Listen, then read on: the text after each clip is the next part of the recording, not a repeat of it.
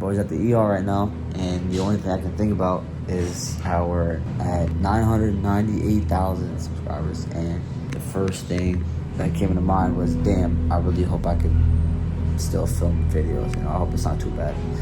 I'm gonna be good though. Just how soon?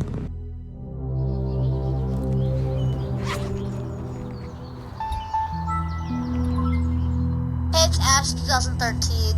I'm 12 right now. I'm just like, you know, bored filming a YouTube video. Yeah, right now I have, I think, 59 subscribers. So, yeah, this is pretty much my life before I was famous. And we'll see what happens next. Oh my god! What? For you guys, 10,000. It's March 1st, 2021. I got into Maryland, but I'm not going because I believe in myself. You know, I never thought that I'd celebrate hitting a mil with an arm sling on. I don't really know where to start. You know, my whole life has been honestly like super hard, but I always just managed to keep afloat and keep my head above the water. My early childhood was very unstable. All of this was never about me. Holy shit. Come on, we just started. Like, yo, I'm really doing it, you know? Like, it's all I ever wanted to do was just, yo, come on. I'm sitting here with a camera crying on a cliff. I'm not gonna jump, all right? I promise.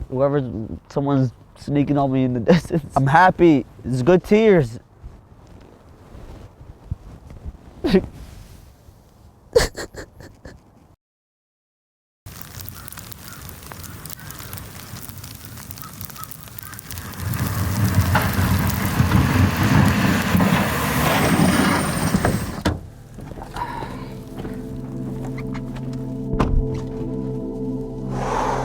This time, no tears.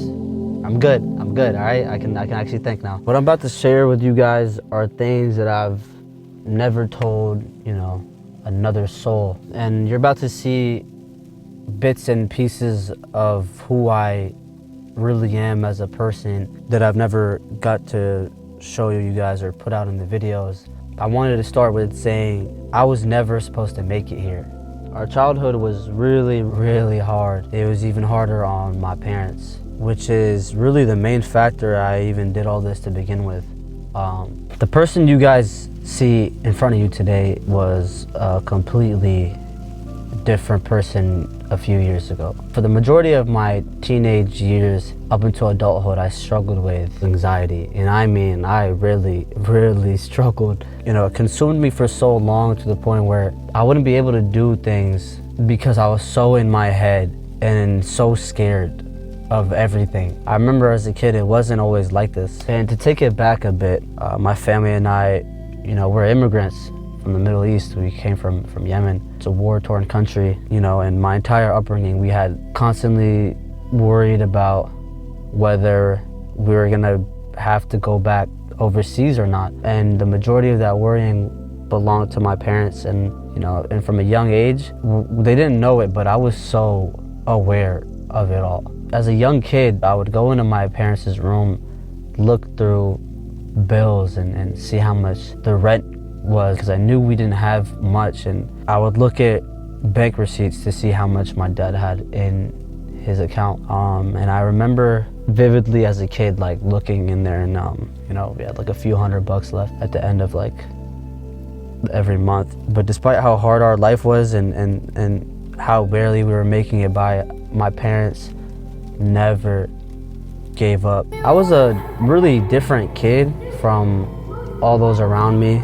And I knew that, despite being just a little boy that just wanted to go out to the park and kick a ball with his friends and go out to the woods, I would always carry this crushing weight on my shoulders that no one put upon me but myself, to step up and make something happen. I didn't know what, but I always knew it was gonna be something. Growing up, I was the middle child and the only son. I grew up with an older sister and one younger sister, and now I have a 3-year-old sister, hence the car seat in the back. And she's a huge reason as to why I'm even, you know, here today, but we'll get into that. Obviously, I'd overhear fights, I'd overhear all the worries, I'd overhear all the struggles my parents went through, because I was just like a curious kid. I wanted to know everything. Life was super unstable, constantly moving around, place to place, state to state. But it was only until we settled in Maryland and I discovered YouTube, and I started watching that as an escape. You know, I was always a really creative and curious kid, and I had like the utmost belief that I could do anything.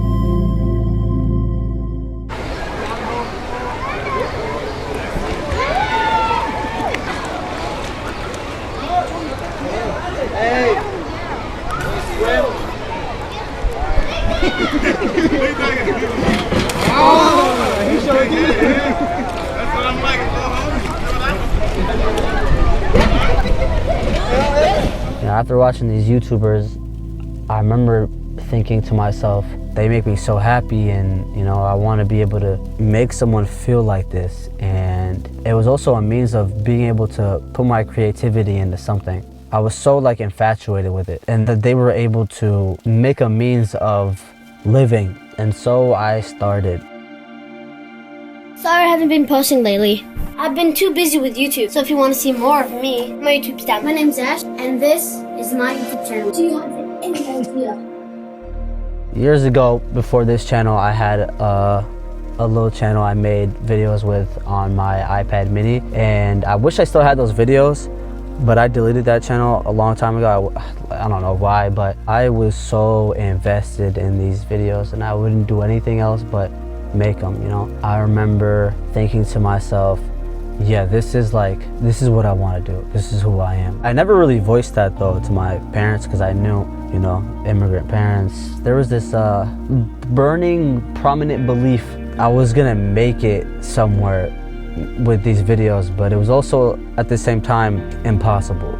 I got a lot of shit for them in school, of course, at a young age, obviously. You know, it didn't really bother me too much, but things all changed for the worst once I started to grow up a little bit, and suddenly social anxiety started knocking at the door.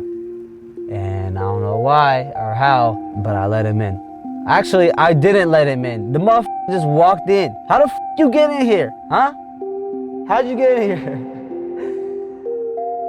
I struggled with it from middle school up until graduating high school, and it was only through starting this up again that I was able to dilute it. You know, I stopped making those videos during middle school and I didn't want to stand out and be an easy target, because I cared so much about what people had to say, what people thought of me. And you know, if you knew me, you know, and if I grew up with you, and if we were already close friends prior to the great anxiety shift, you knew me for a completely different person from what others who didn't knew me as. High school came around, and I genuinely would see a group of people at the end of the hallway, and I would take a different route. My high school years, I really wanted to fit in and have some kind of sense of belonging, you know, because I always felt like the odd one out my entire life. But I couldn't do that either, because I was just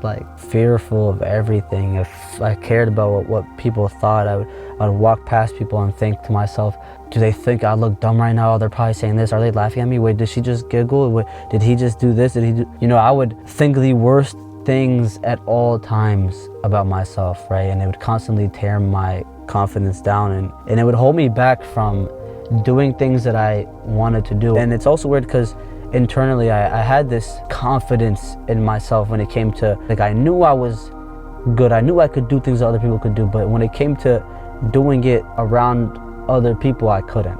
I was scared. I don't know why. I was scared of looking dumb. I was scared of not fitting in. I was scared of being myself.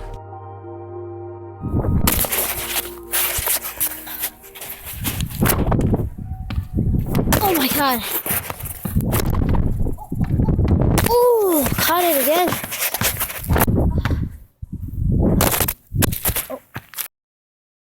I would have struggled with the fact that I never used to be like that. I used to be this kid that was so ambitious and so capable and able. I was talented and I knew that I could do things that other people couldn't. But at the same time, no one ever got to see that because I was too scared to put it out to the world.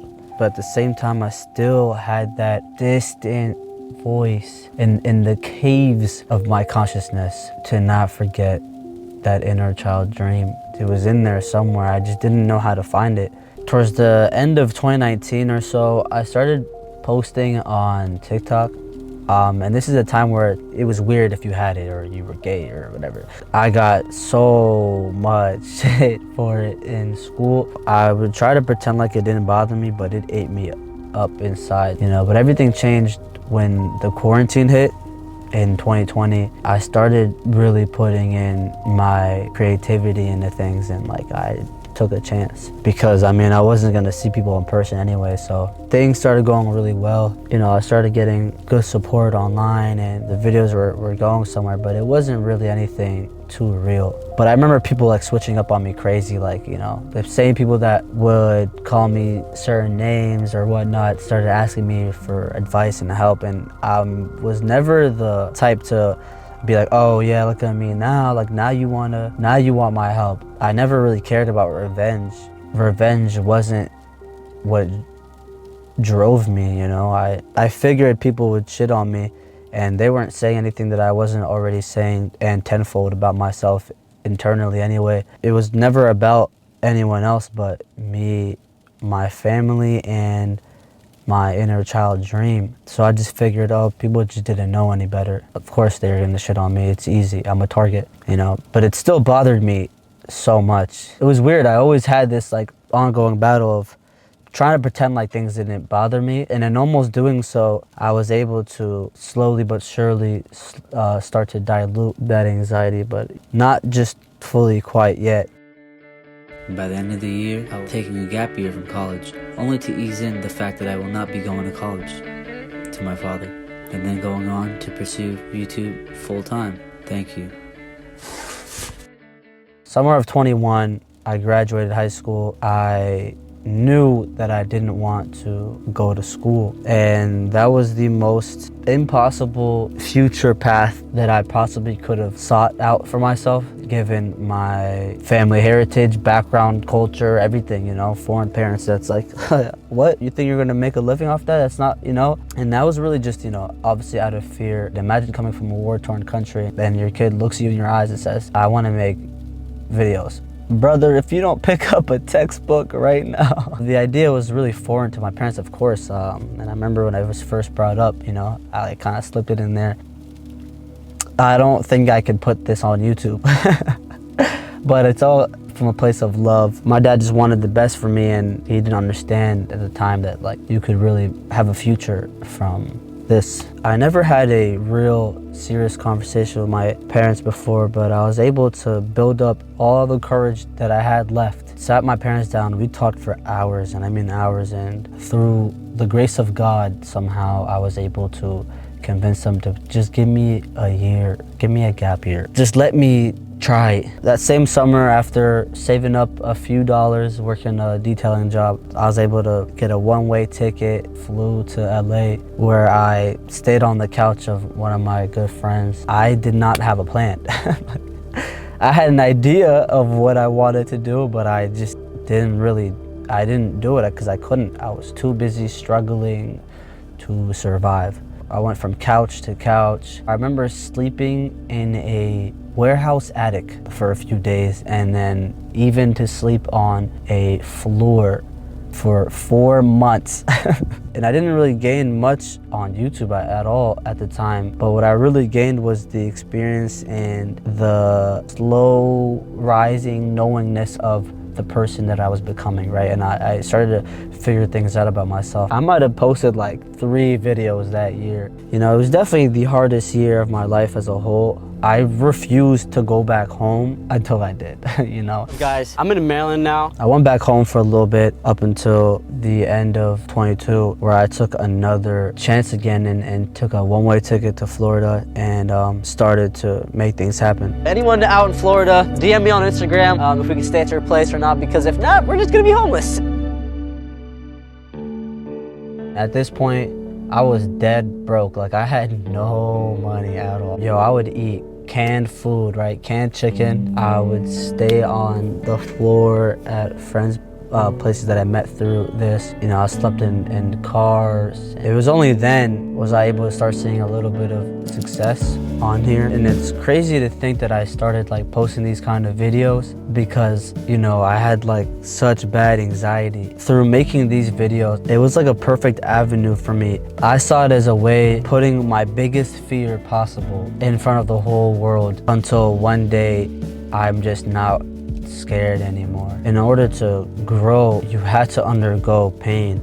And the pain was putting myself in those uncomfortable situations every single day. Talking to strangers at first was really uncomfortable for me, right? I just forced myself to, and I tried to find the fun in it. And I started learning more about, you know, people in general. And I realized like every single person out there is already in their own head. They don't really have much space for you to be in there. So when you're walking past that group of people, they are not thinking about you. They're all thinking about their own worries, about their own problems. And we're so naive and self-centered as people in general to think that when I do something embarrassing that that person's gonna think about me forever. Sure, they might look, they might glance the same way you might look if someone slips and falls, but are you gonna think about it for the rest of the day? No. We're so stuck on allowing our own fears of what people might think of us to the point where we're unable to become the people we dream of one day becoming. At that point, I had sacrificed every single little thing in my life, and I mean everything. Physical and mental health, relationships, whether that was platonic or romantic, family, etc. The day that I held her and connected with her for the first time was the day that I shifted gears. There's this new life in the picture.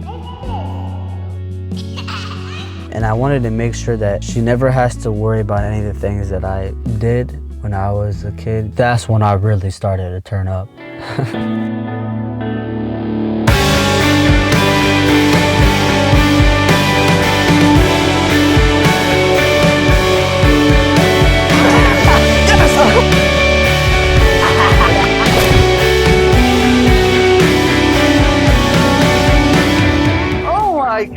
Damn, I'm gonna start crying, bro. That's crazy. That's really cool. Do 100,000 of you really like the videos? You guys really like me for real? Regardless of all the pain and suffering, the fear, the daily battles I had with myself, you know, the doubt, through all the sleepless nights, the hungry days, all the tears and everything that I put into, and through your guys' help, but most importantly through God, we were able to somehow make it here.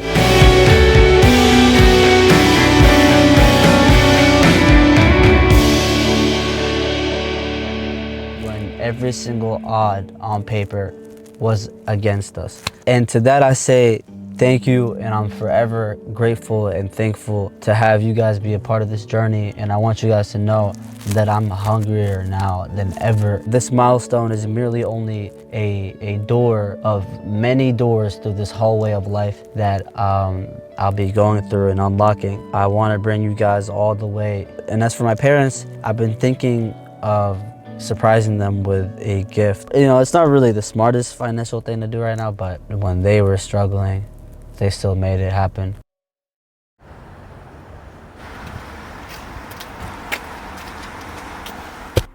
$10,000. I've never held this much cash before. This looks crazy. So it was kind of hard to convince them to get on camera, especially my dad. But I told them, like, if they can give you guys words of encouragement in honor of me hitting 1 million subs. And I can already guess what their reaction is gonna be. I know my dad, he's gonna be like fake nonchalant, try to be like, oh, my money doesn't faze me, and then, you know, just stay locked in, thank God, and stuff like that. Inside, he's probably like super emotional. But my mom, she's either gonna cry on the spot or have no idea what to say, like be speechless, maybe crack a joke or two and like hold her tears in, or maybe off camera she'll probably like start bawling or something. This is merely a gift of gratitude. The only other time I've ever given someone this much money was my first filmer, shout out to him, but that wasn't even on camera. This is crazy. The fact that I'm able to do this, thank you guys, like thank you for making this possible. Ready? Say I'm ready. Say hi. Hi. Talk to them right there. Hi. 1 million subscribers. How do you guys feel?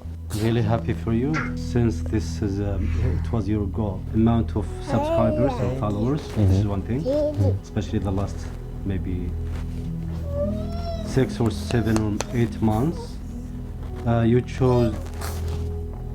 Are you okay? Yeah, sorry. Okay. What do you want to say? No, nothing. It's so dumb. It's just 6-7 وانا فتح the joke. اوكي كات اوك على من جديد قلت 6 7 أنا قاعد أقول لك if you're happy I'm happy. Yeah, I'm happy. That's all. Do you have Google Translate? Just say it however you want it. What would you say to people watching at home if they have a dream? What would you tell them to do? Yeah, you follow your don't step. give up. Don't give up in your dream. Yeah. Yeah, you are the good example for that. Because one day you can do How this. many years now? Like 3 years or 4 Maybe years. like 10 years. Is this for mama? This is for Mama and Baba. No way. Yeah. No, don't do this. Really? Baba is for the video. بعدين رجعها البنك. No. Wallah, it's for you guys. 10,000. For what? Because, you know. No, Baba. It's supposed to be a house right now, but we're gonna get there eventually. This is just the first step, okay? Okay. So Put it back in your bank account, Baba. No, this Once is for you you get guys. inshallah $1 million, then No. I'm serious, wallah. No, it's not for the video. Put it back in your bank account. No, it's Oh, okay. Allah, I'm serious. No, Okay? this is for you guys. Shukran. I'm gonna let you hold it. Oh, أشرف حبيبي.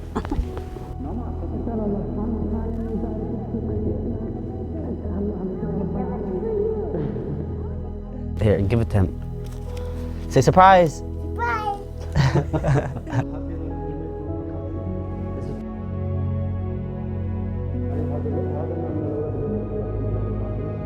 Lost all the words.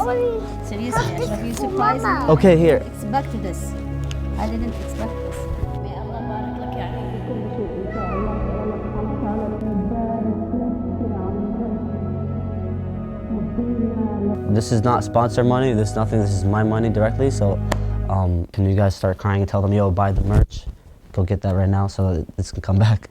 But like cry, so it's like emotional. No, I'm kidding. It's gonna be a house one day, This is but the best. this is just the This beginning. is the best merch ever. Of good quality.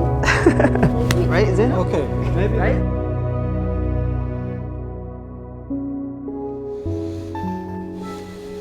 Hey, it's Ash 2026. I'm now 23 years old, and you ended up sticking to it. We're now at 1 million subs. And if younger me could hear this, he'd probably say I told you so. But as for future me, just keep writing. You know, the story is far from finished. It's only a chapter that's been turned. And you have so many chapters with milestones in them to come. So make sure you keep that pen up, because it just started getting good, and it's only gonna get better.